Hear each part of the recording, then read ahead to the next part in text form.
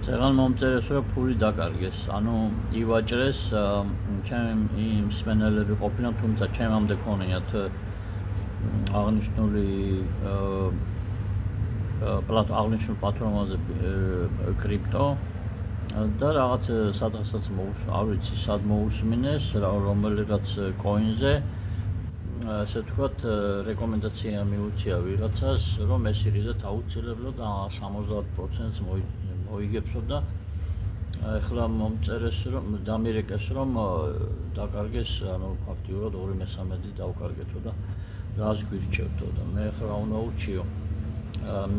მეც მისმენდნენ და სამწუხაროდ აქეთ არ წამოვედით. ეს ნიშნავს რომ მე არ ვიძლევი ეგეთ გარანტიებს 70%-იან და 20%-იანს, მე უბრალოდ გითხარით რომ მე შეგასწავლით და სწავლის პროცესში აგიხსნით როგორ უნდა დაიცვათ თავი და დააზღვიოთ რომ არ დაკარგოთ 20%.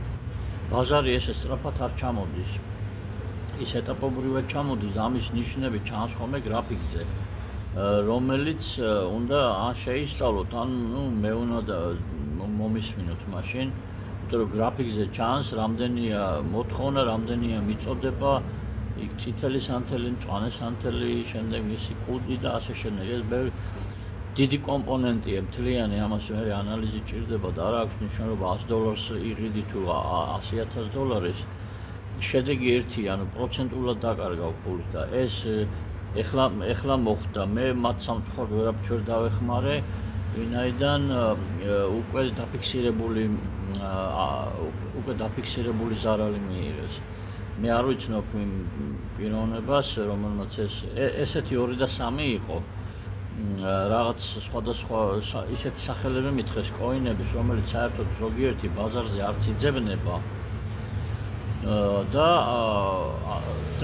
ასევე მითხრეს რომ რაღაც კომპანიები ყოფილა თუ რაღაც ჯგუფები, რომლებიც ფულს თხოვენ რომ მას ჩაურიცხონ. ანუ ეს პირდაპირ პლატფორმაზე კი არ რიცხავენ და როგორც მე ვაკეთებ რომ თანხა უნდა შეიტანო თქვენი კონტროლის ქვეშ. ანუ იმათ პირად ანგარიშზე გადაურიცხეს. რა თქმა უნდა ეს პირი მერე გამქრალა. თავისთავად ცხადია რომ ის ფულს აღარ დააბრუნებს. ესეთი შეცდომები რო არ დაუშვათ, საჭიროა